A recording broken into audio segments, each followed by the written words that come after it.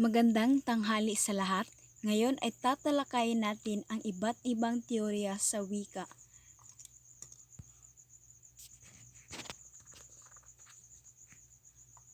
Teoryang Bawaw. Isang teoryang ginagayang mga tunog na nililikha ng mga hayop gaya ng tahol ng aso, tilaok ng manok at iba pa, at ng mga tunog ng kalikasan gaya ng ihip ng hangin, patak ng ulan at iba pa. Ang teoryang Pupu. Tinutukoy nito sa mga paggamit ng bibig na kung saan nilikha ang mga tunog na galing sa dala ng emosyon tulad ng saya, lungkot, galit at iba pa. Teoryang Dingdong.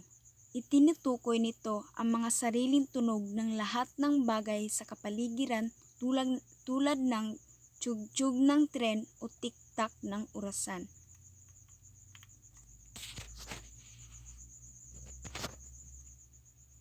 Kasunod nito ay ang teoryang Yamyam. Ang teoryang Yamyam, ito ay isang uri ng teorya na ang wika ay mula sa pagkumpas ng maestro ng musika at sa bawat kumpas ng kanyang ginagawa, lumalabas sa kanyang labi ang mga nasabing tunog hanggang ito ay maging ganap na wika. Mga halimbawa niyang teoryang Yamyam. Isa dito ang pagkumpas na o pagkaway, pagwagayway ng kamay ng tuwing ito ay magpapaalam. Sa larawan na iyong nakita, may isang maestro na nagkukumpas ng musika. So ito ay halimbawa ng teoryang Yamyam. Halimbawa rin ang isang referee na nagkumpas ng kanyang kamay sa kung ano ang senyas nito sa isang laruan na basketball. Ang ibang halimbawa nito ay ang pagsinyas ng pagsang-ayon ng isang tao na ipinapakita sa pagbibigay nito ng isang senyas o thumbs up. Kasunod, teoryang Yuheho.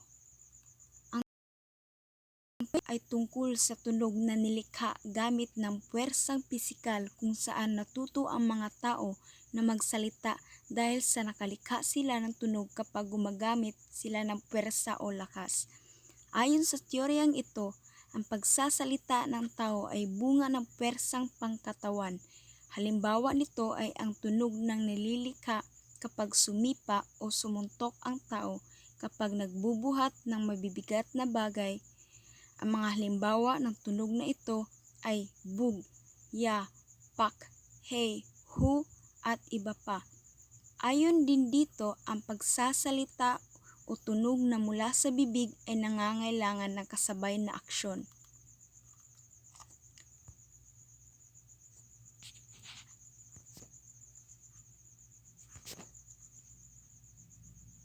Ang kasunod ay teoryang Tararabum-Di-ay. Ang teoryang ito ay nagsasabi na ang wika ng tao ay galing sa mga tunog na nilikha sa mga ritual na nagbabago-bago at binigyan ng ibang kahulugan, pagtanim at iba pa. Ang kasunod na tatalakayin natin ay iba't ibang pananaw sa wika.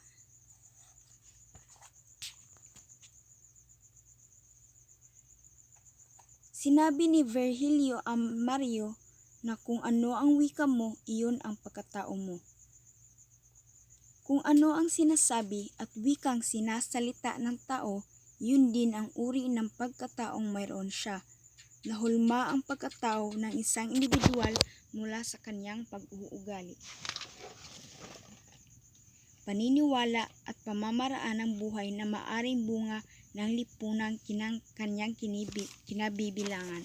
Ang halimbawa dito ay isang bata na namumuhay sa masalimuot na pamilya kung saan madalas niya nasaksihan ang pag-aaway ng kanyang mga magulang, kung kaya't palagi siya makarinig ng mga salitang di kanais-nais at pagmumura.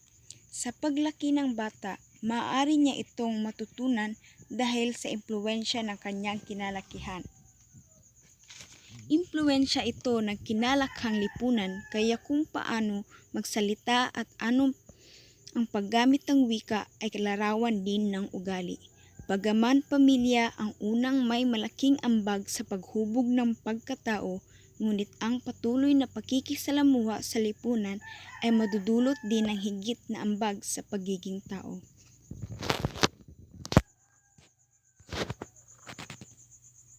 Ang kabatiran sa isang wika ay kabatiran din sa lipunan na ginagamit ng wikang ito. Karaniwan na ito ay napapansin sa karanasan ng mga Filipinong nagtatrabaho sa ibang bansa. Halimbawa, ang mga Overseas Filipino Worker o OFW na nagtatrabaho sa Saudi Arabia na nagkikita sa isang hotel. Kung napapansin ni OFWA na si OFWB ay may puntong Filipino o kahit anong wika sa Pilipinas, sa pagsasalita, tatanungin agad ito ni OFWA kung taga-Pilipinas ba siya at saan sa Pilipinas.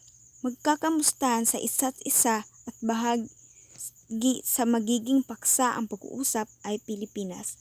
Sa puntong ito, ang Pilipinas bilang kanilang common na lipunan ay nagsisilbing tulay sa kanilang komunikasyon. Tiyak pa, gagamitin nila ang wikang Filipino sa pag-uusap. Ang pag-uusap ng dalawa ay palatandaan ng pagkakaroon ng magandang ugnayan kahit hindi pa nila kilala ang bawat isa.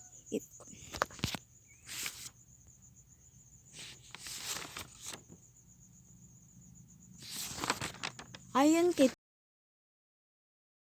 Trudeau, ipinahayag sa sitwasyong ito na hindi lamang simpleng pagkukomunikasyon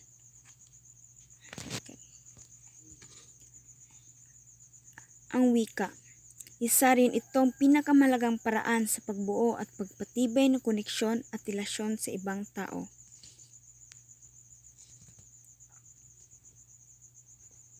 May binanggit si Trudeau 2000 na dalawang aspekto ng gawi sa wika na mula sa panlipunang punto de vista. Ang una ay ang tungkulin ng wika sa pagbuo ng panlipunang relasyon.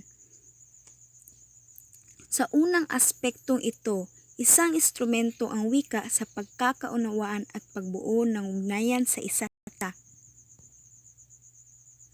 Ang pangalawa naman ay ang papel ng ginagampanan ng wika sa paghatid ng impormasyon tungkol sa tagapagsalita.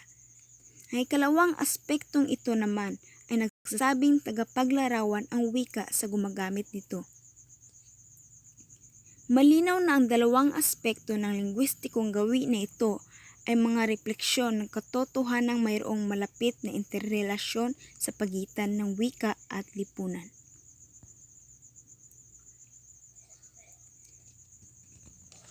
Ang kasunod na pananaw ay ayon kay Tumangan, ang wika ay isang kabuuan at nang sagisag ng panandang binigkas na sa pamamagitan nito ay nagkakaunawan, nagkakaisa at nagkakaugnay-ugnay ang mga isang pulutong ng mga tao.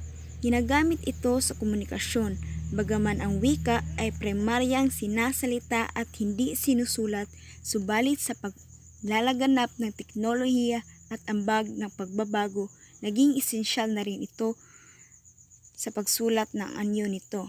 Halimbawa dito sa lipunan ng negosyador, pangkapayapaan at negosasyong pangkapayapaan o tinatawag na peace negotiator and peace negotiation. Ang pagsulat ng wika ay esensyal upang mandokumento ang pagkakasunduan at anumang resolusyon. Kaya sa kasalukuyan ang pag-unlad at pagsulat ng medium at sa kalaunan ang sistema ng paglimbag ay naging daan na sa pagtatala ng mga impormasyon.